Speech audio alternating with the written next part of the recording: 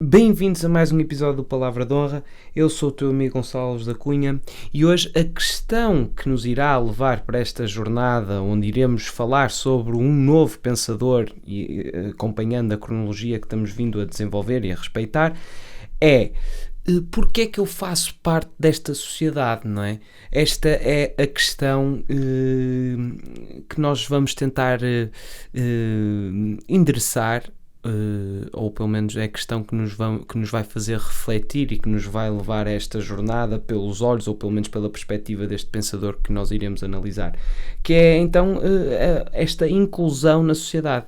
Ou seja, eu não me lembro de ter aceito este tipo de condições, ou pelo menos esta sociedade onde eu resido, onde eu vivo, e todas estas, de certa forma, todas estas pressões culturais, sociais, esta própria caracterização do eu face ao meio onde eu me insiro e a minha parte identitária ser realmente um fragmento desse todo identitário, eu ser um singular de um coletivo, todas estas questões que estão incluídas só nesta simples pergunta, que é o porquê faço eu parte desta sociedade, leva-nos a uma reflexão com enorme profundidade, porque tem vários ângulos, não é?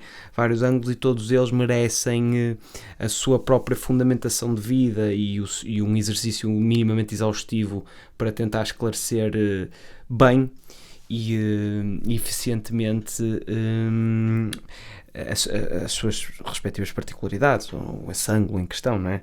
Portanto, a verdade é esta, não é? Muito sucintamente, eu não assinei nada. Portanto, esta espécie de contrato social que parece ser intrínseco ao ser humano tem relevância para debate existencial, obviamente. E esta é a grande questão, não é? Porque esta noção de contrato tem de certa forma implícita esta ideia que as pessoas, não é, abrem a mão para certos direitos para uma espécie de um governo ou uma autoridade, uma entidade central, de forma a obter as vantagens de uma ordem social, de uma espécie de organização já previamente feita à nossa existência. Ou seja, nós nascemos, já existe uma ordem social, nós ficamos integrados nessa ordem, provavelmente temos assim alguma conotação hereditária na nossa posição social, eventualmente podemos mobilizá-la, naturalmente, podemos escalar socialmente, isso vai depender obviamente do nosso mérito e de algumas eventualidades fortuitas, mas a priori, não é? A partir do momento em que nós nascemos, nós herdamos a posição social dos nossos pais e é a ordem social ou o status quo que vigente que vai determinar como é que a organização está feita, qual é a disposição sistémica ou a verticalidade hierárquica, como é que as coisas estão organizadas. Portanto, estas são de certa forma as condições conjunturais do nosso nascimento, não é? E não há muito que nós possamos fazer sobre isso. E é precisamente sobre este fenómeno, a questão foi colocada precisamente porque é sobre este fenómeno que nós vamos dialogar, se bem que serei eu a protagonizar a maior parte do diálogo, tendo em conta que a responsabilidade não existe propriamente ainda no formato do programa, mas isto não deixa de ser um diálogo, obviamente. E é neste diálogo onde nós vamos falar sobre o contratualismo social que surge o pensador atual, ou pelo menos o pensador a obra deste pensador, que também irá servir para fundamentar um bocado esta perspectiva temporal, naturalmente. O pensador de hoje é Thomas Hobbes e já lá iremos, mas primeiramente convém então refletir minimamente ou preludiar esta ideia de contratualismo social, porque neste prisma, naquilo que eu tinha falado de abdicar de certos direitos para um governo ou uma autoridade de forma a obter as vantagens da ordem social, ora, nesta perspectiva, o contrato social seria uma espécie de acordo entre os membros da sociedade pelo qual se reconhece a autoridade, não é? Ou se conhece uma autoridade igual sobre todos, de um conjunto de regras, de um regime político ou de um governante. Portanto, aceita-se, submete-se a esta ideia de que existe uma lei que é igual para todos e existem instituições e organizações que também são supra-indivíduo e reconhecidas por todos e que têm, provavelmente, digo provavelmente porque obviamente que existe uma certa ambiguidade, porque muitos deles as instituições são feitas de pessoas e singularmente muitas das pessoas só querem manter o status quo vigente, mas teoricamente até é a melhor palavra, tem o melhor interesse do indivíduo em mente. O princípio deontológico de uma instituição superindividual, não é? Tipo, pelo menos de um governo, de um regime político, a ideia é precisamente favorecer o indivíduo. E aqui pode eventualmente haver alguma subjetividade interpretativa, no sentido de o favorecimento do indivíduo é a criação de um coletivo forte e do indivíduo ter que suprir a sua própria singularidade em nome do coletivo. Isto já é mais característico, por exemplo, em governos absolutistas. Portanto, aqui pode haver uma certa ambiguidade de como é que o indivíduo fica melhor, não é? Se é nesta ideia de individualismo, quase aquela ideia americana de perseguição de felicidade, ou a ideia de ser uma parte integrante de um coletivo realmente forte, ter uma ideia de conceitualização de soberania, né? Esta ideia patriótica, fervor patriótico, pronto, todas estas questões também poderiam, obviamente, fundamentar um episódio somente na análise desta temática. Portanto, o ponto inicial da maior parte destas teorias de contratualismo social é o exame da condição humana na ausência de qualquer ordem social estruturada. Ou seja, isto é normalmente chamado do estado de natureza, e vamos ver que este termo até se calhar foi batizado pelo próprio Thomas Hobbes, mas isto é comum a todos os contratualistas, a todos os pensadores desta temática política, não é? Nesta temática da organização social. E este estado de natureza é um termo que é comum a todos eles utilizam isto, e é realmente o ponto inicial, daqui é que se principia, pois no estado de natureza, as ações dos indivíduos estariam limitadas apenas pelo seu poder e pela sua consciência. Ou seja, desse ponto em comum, os proponentes das teorias do contrato social tentam explicar, cada um no seu diferente modo, obviamente, como foi do interesse racional do indivíduo abdicar da liberdade que possuiria no estado de natureza para obter os benefícios da ordem política. Aqui, evidentemente, que esta caracterização benéfica de substituir o estado de natureza por um estado de organização social consegue-se fundamentar com muita facilidade, evidentemente, porque numa ideia, ou pelo menos no estado de natureza, é quase um isolacionismo e uma lei do mais forte, por assim dizer, quase totalmente darwinista nesse aspecto de sobrevivência. No outro já existe uma espécie de cooperação ou colaboração, com essa forte componente coerciva, naturalmente, mas existe essa disponibilidade, e é assim que a sociedade se organiza. Tem que existir sempre ordem, né? Lei e ordem. Lei não foi necessariamente sempre assim, mas convém, não é? É conveniente para fortalecer realmente esses laços sociais e saber que existe coação para um comportamento que seja reprovável em sociedade. E isto é o que faz uma sociedade civilizada. E civilizada aqui, de certa forma, é um conceito que tem que estar um bocado ausente de moralidade associada. Civilizada é civilização. Civilização é esse... pode ser, de certa forma, caracterizado como esse progresso no sentido urbano, mas também tem as suas caracterizações mais deficitárias, obviamente. Por vezes, mais civilização não quer dizer necessariamente que seja mais virtude, não é? Muito pelo contrário. Isso, a altura industrial revela bem a desumanização que é feita dos indivíduos, não é? No sentido de serem quase tipo partes partes numa engrenagem industrial que seja, não é? Tanto era essa desumanização era tão evidente que conseguiu levantar toda uma teoria comunista, a teoria comunista, marxista. Portanto, logo por aí, aqui, a ideia de civilização não precisa estar necessariamente associada a uma ideia de progresso espiritual. Pode ser até o progresso material, mas existe nem que seja esta dualidade de espírito e matéria, ou mente e matéria, né? Isto só para esclarecer essa particularidade. Mas acabam sempre por beneficiar de uma ideia de cooperação. Portanto, as teorias sobre o contrato social difundiram-se maioritariamente no século XVI e século XVIII, como forma de explicar ou postular a origem legítima dos governos e, portanto, das obrigações políticas dos governados dos governados ou súbditos, no sentido que era a tentar legitimar precisamente se calhar as monarquias e as ideias de as paternidades das populações, num momento de alguma ambiguidade relativamente a esta hierarquia. Foi necessário os intelectuais reforçarem um pouco o porquê das coisas estarem como estão. Basicamente, o pessoal estava-se a esquecer um bocadinho. Ora, Thomas Hobbes em 1651, John Locke em 1689 e Jean-Jacques Rousseau em 1762 são os mais famosos filósofos do contratualismo, mas nós agora vamos falar, obviamente, de Thomas Hobbes.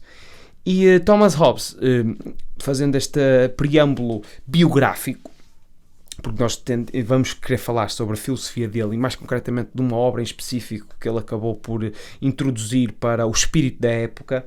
Isto é quase isto é espírito da época, é hegeliano, não é? Zeitgeist. Mas entrou e é uma obra de enorme valor, que ainda hoje pode ser lida e consegue-se acrescentar bastante valor para interpretar a atualidade e a contemporaneidade, apesar de tudo. Mas lá está. Thomas Hobbes, exatamente, este preâmbulo biográfico, sem mais divagação.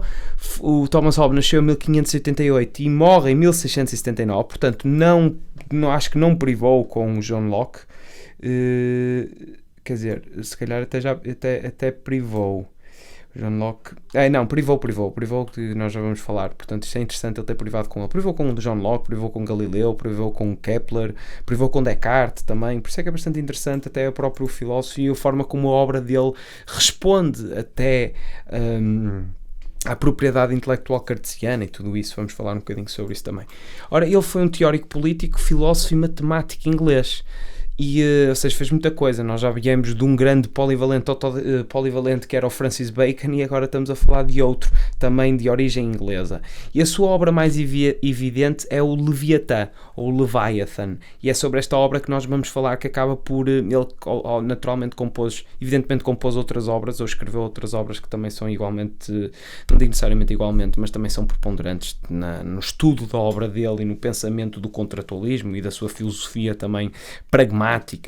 Mas o Leviatã é sem dúvida alguma o livro maior da sua obra, não é? Ou pelo menos do que ele compôs e do que ele fez na sua vida. Portanto, a ideia central do Leviatã era precisamente a defesa do absolutismo e a elaboração da tese do contrato social. Um pouco sobre isto que nós estávamos a falar. Mas já vamos ver com mais detalhe o que é que ele estava a tentar endereçar, ou o que é que ele estava a tentar esclarecer. Thomas Hobbes viveu na mesma época, não é, com o John Locke, já tinha dito, andei a refletir sobre essa possibilidade e é verdade, ele acabou de privar com ele.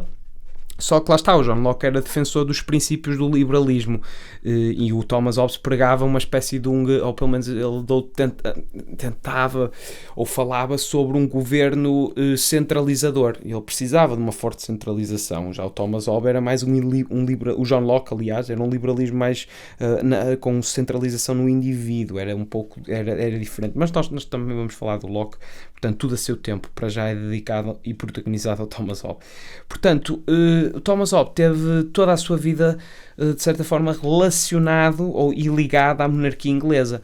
Ele tornou-se preceptor, eu nem sei muito bem o que é um preceptor, mas acho que é tipo um mentor, presumo que seja uma coisa semelhante a esta, do William Cavendish, que viria a ser o segundo duque de Devonshire e ficou amigo da família durante a sua vida toda. Isto foi importante até para criar essas intimidades ou essas cumplicidades com a aristocracia inglesa.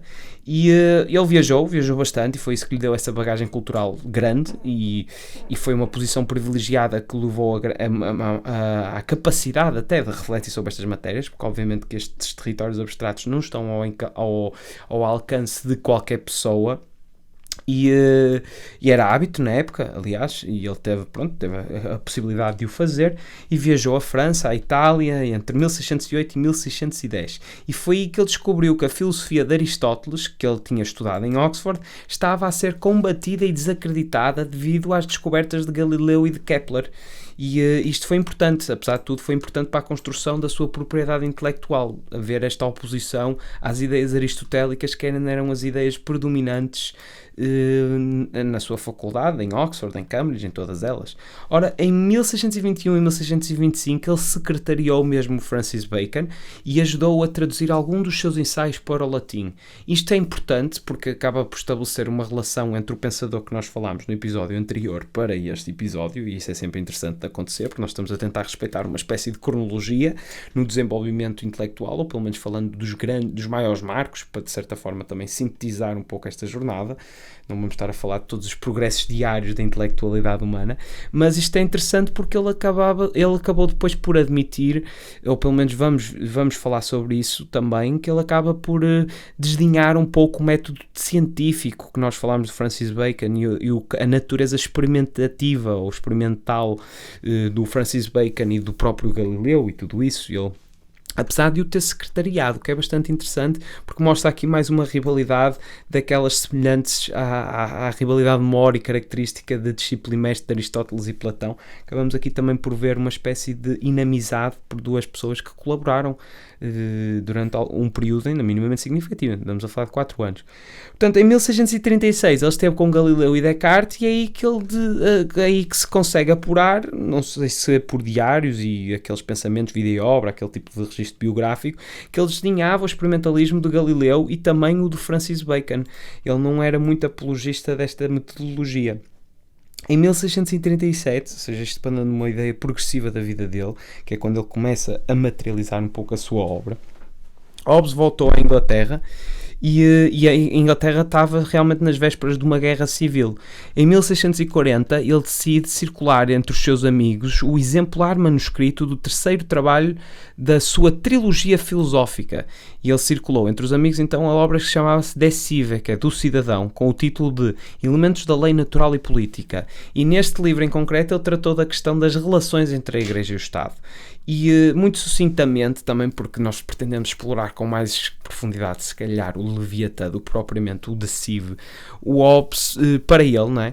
A Igreja cristã e o Estado cristão, por assim dizer, formavam um mesmo corpo. Era um pouco aquilo que ele estava atento, que ele diz no livro, obviamente com mais complexidade do que isto, naturalmente, mas lá está, formavam o mesmo corpo encabeçado pelo monarca.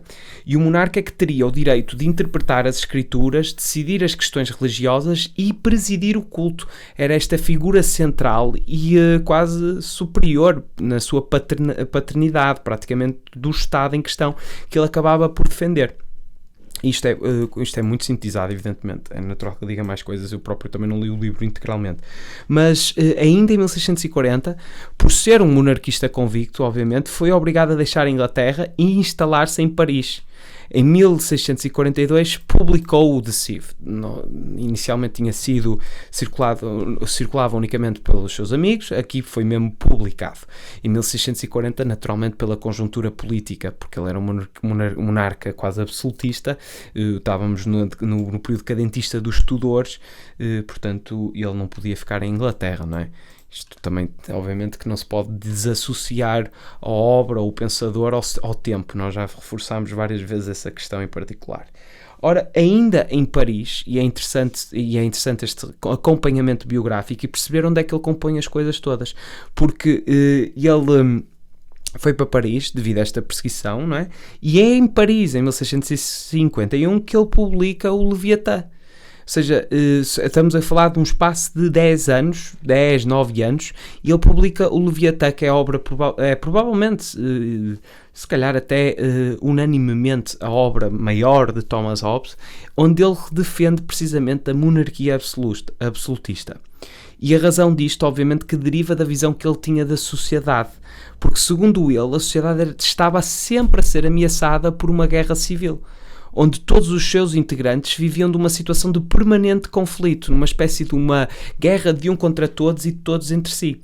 Portanto, o estado de natureza para Thomas Hobbes, que era aquilo que nós tínhamos falado anteriormente, que é o ponto inicial até de qualquer tese de contratualismo social, não tinha nada de harmonioso. Ele não consegue ver vantagens em viver da natureza na natureza, desassociado desta organização social, ou pelo menos alheio a ela, e que obviamente que ele não ia gostar daquele filme Into the Wild, nem esse tipo de redescobertas espirituais onde se rejeita o urbanismo excessivo e tal, e vida metropolitana e cosmopolita em troca de uma coisa mais simbiótica e harmoniosa com a natureza. Seguramente que ele não ia gostar desse tipo de recriação lúdica se estivesse cá para ver, ou então se calhar até gostava e refutava o próprio livro composto. Depende sempre dos tempos, não é? Naturalmente.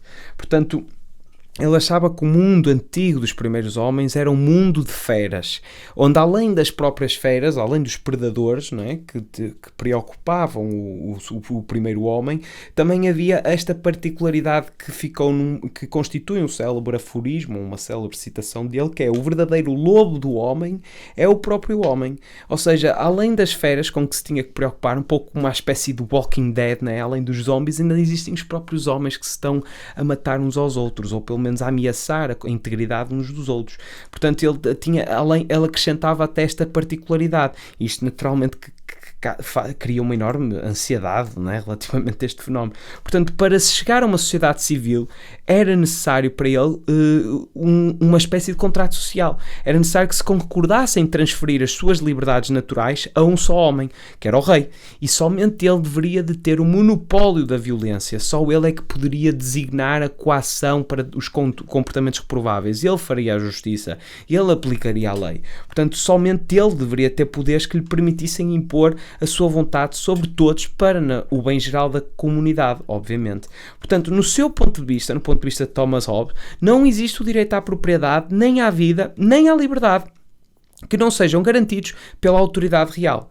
Portanto, rebelar-se contra ela significa regredir no reino animal, onde impera sempre a violência, pondo em risco as conquistas da civilização. Esta é um pouco a ideia do contratualismo social e a justificação da monarquia quase absoluta. Isto, obviamente, que teve uma enorme reverberação em toda a Europa, naturalmente.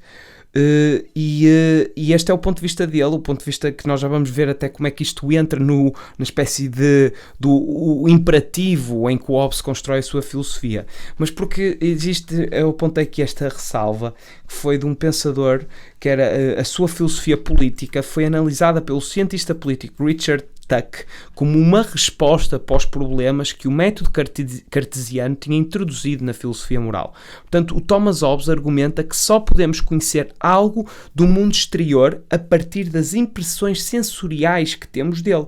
Ou seja, o que ele diz fundamentalmente é que só existe o que os meus sentidos percebem. Portanto, esta filosofia é vista como uma tentativa de embasar uma teoria coerente de uma formação social puramente no facto das impressões em si. Ou seja, a partir da tese que as impressões sensoriais são suficientes para o homem agir no sentido de preservar a sua própria vida. E isto é o imperativo onde o Hobbes constrói toda a sua filosofia política. Esta ideia impressionista, quase o acesso ao mundo exterior deve-se às impressões que eu tenho, só posso confiar nelas, e esta própria ideia de que aquilo que eu quero, fundamentalmente, é sobreviver. E é sobreviver e conservar a minha vida. E nós já vamos analisar um bocadinho, mas é interessante ver que a filosofia política do Thomas Hobbes tem que ter este imperativo na apreciação da fenomenologia da existência, ou seja, ele primeiramente tem que fazer uma apreciação do que é a existência para depois poder realmente ramificar o pensamento e depositá-lo quase unicamente ou exclusivamente na convivência política.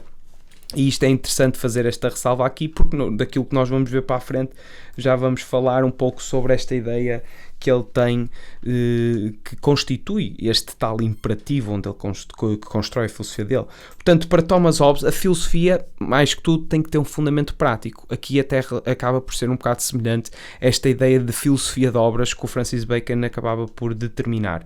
Portanto, tem que ser útil. E dessa forma, Thomas Hobbes descarta por completo a metafísica também, como sendo o interesse da filosofia. Não era interessante para a filosofia discutir metafísica. A filosofia tem que se interessar pelos corpos, ou seja, a explicação das causas desses corpos e as suas propriedades. A filosofia não tem que se preocupar com a teologia ou com Deus. E esses assuntos são apenas e somente de interesse da fé, só da fé e não da filosofia. Portanto, a filosofia, além disto, também não trabalha com a história, depois essa fundamenta-se em indícios e probabilidades. Portanto, a filosofia serve para coisas pragmáticas, pragmatismo, para coisas práticas, coisas da vida, corpos, não só os humanos, mas também os artificiais, que era o Estado, neste caso. Portanto, a filosofia tem que estudar os corpos em geral, como os objetos inanimados, até com as suas particularidades, quase esta categorização aristotélica das coisas e tudo isso, né? E o próprio Francis Bacon, apesar de ele não rejeitar um bocadinho o experimentalismo. Portanto, os corpos dos homens, que são animados, e os corpos artificiais como o Estado. Ou seja, tudo o que for espiritual ou não corpóreo não é do interesse da filosofia. Os interesses da filosofia são os mesmos interesses da ciência. Ou seja, ambas procuram aumentar o poder dos homens sobre a natureza. No fundo, o que lhe interessa é a manipulação da natureza, a vitória face a este estado da natureza, este estado predecessor ao estado civilizado. É um pouco a isso que ele acha que a filosofia se deve concentrar e dedicar até. O Thomas Hobbes acreditava que a razão não é uma prioridade humana, pois a certos graus os animais também usam da razão, e basta pensar como quando os animais conseguem prever os acontecimentos futuros com base nas suas experiências passadas. Até existe aquela ideia de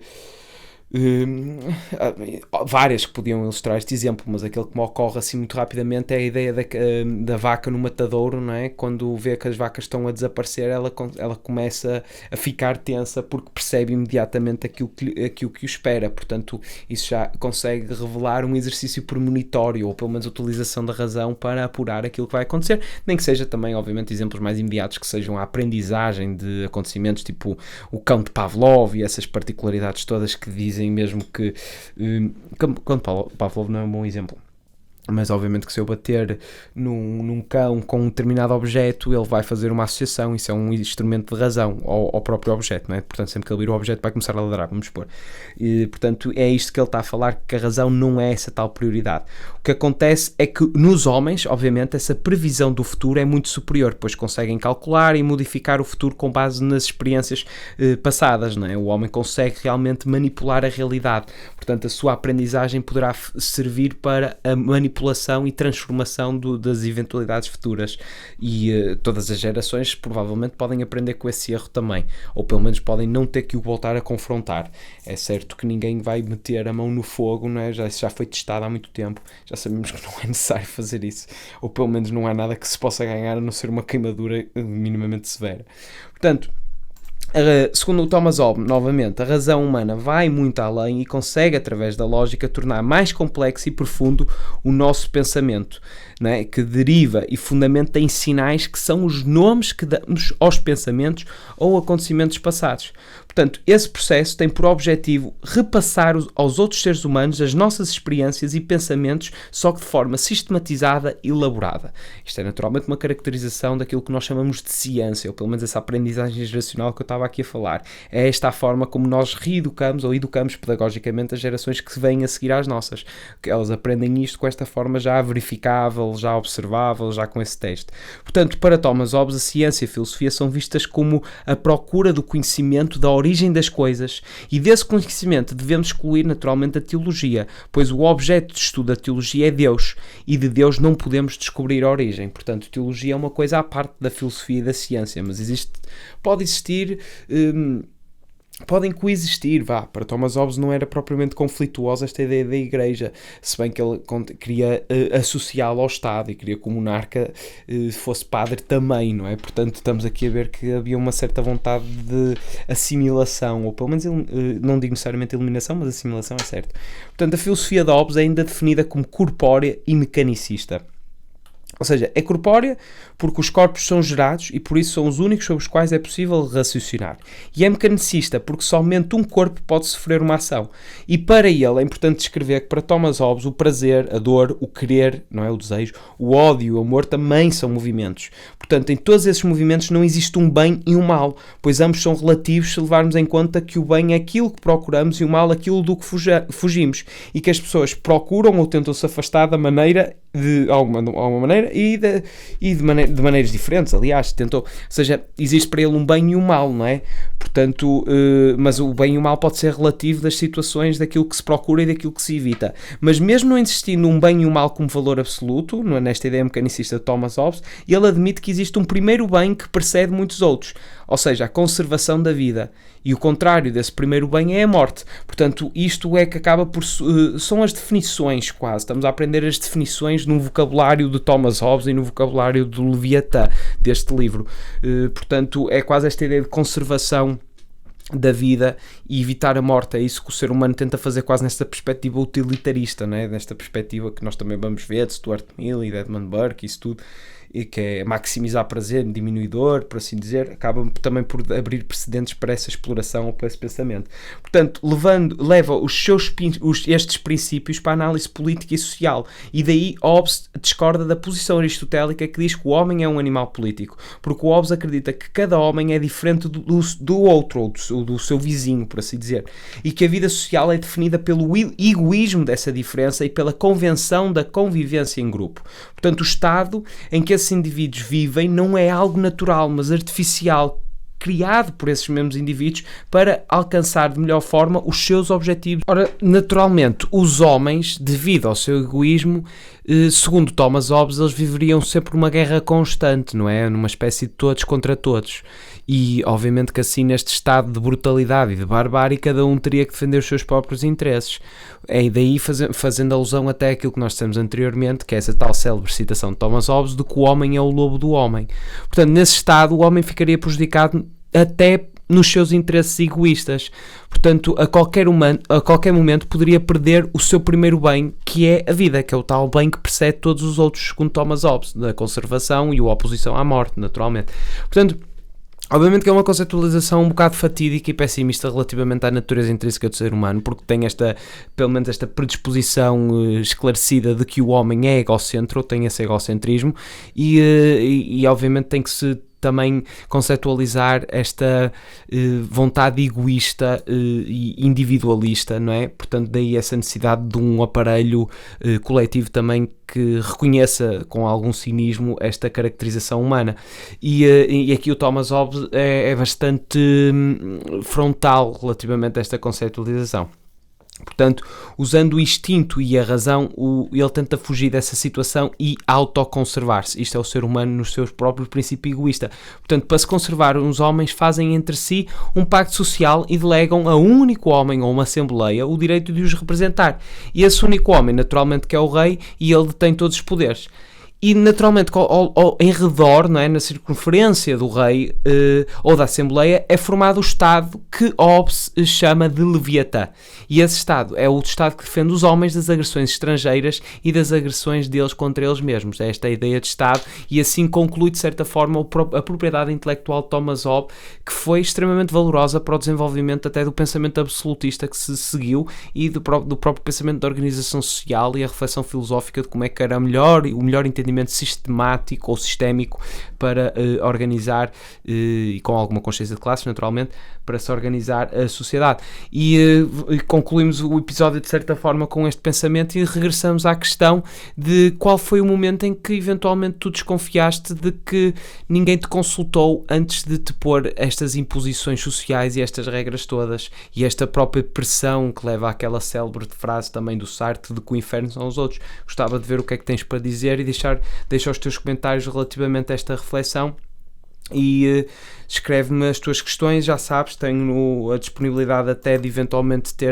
de me direcionar tematicamente para aquilo que eventualmente for solicitado através do Patreon, portanto existem sempre esses canais e eu também sou uma pessoa extremamente acessível e o próprio exercício deste podcast tem como objetivo primordial estabelecer este diálogo sobre estas questões abstratas. Portanto quero ver quais são as tuas ilações relativamente a esta situação do contratualismo social, que irá ser uma temática que ainda vamos discutir com alguma profundidade, pois os próximos autores também gravitam um pouco em torno deste pensamento político. Portanto, acabando com a mesma recomendação de sempre que caracteriza o desfecho de todos os episódios, ou pelo menos a parte concludente, se é uma chama sempre a cielo, e vemo-nos no próximo com mais questões filosóficas, obviamente.